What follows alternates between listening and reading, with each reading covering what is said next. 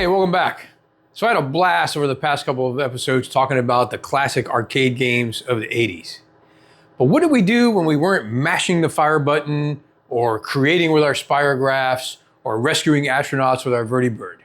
Well, we did something virtually unheard of today. We went outside.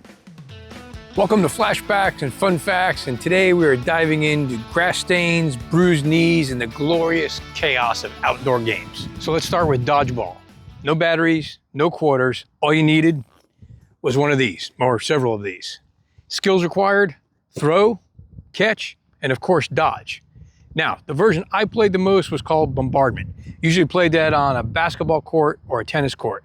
And it started off with the balls set up along the center line, and each team would walk back to the wall or to the far end of the court. And then it was like a mad Hunger Games scramble to get to the balls for your team whenever the whistle blew. Now, once armed with a ball, you could initially advance at the half-court line. You'd throw, trying to hit the members of the other team. If you hit them, they were out. If they caught the ball, you were out.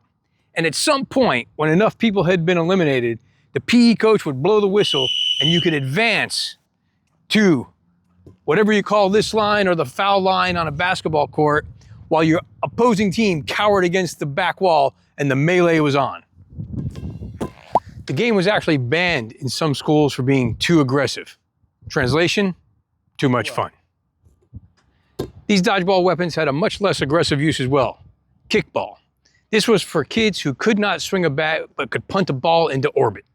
It was originally called kick baseball and used in PE classes as early as the 1910s. But what if you didn't have a ball?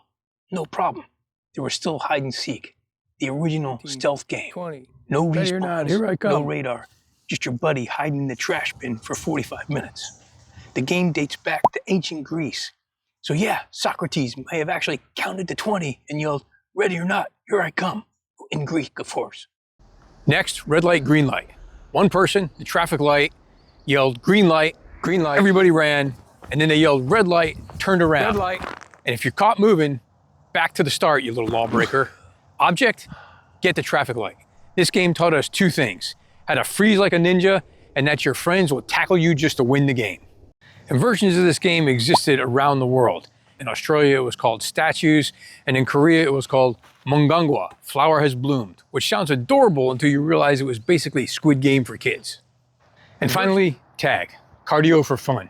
There was always that one kid who was immune because he touched base and never left it.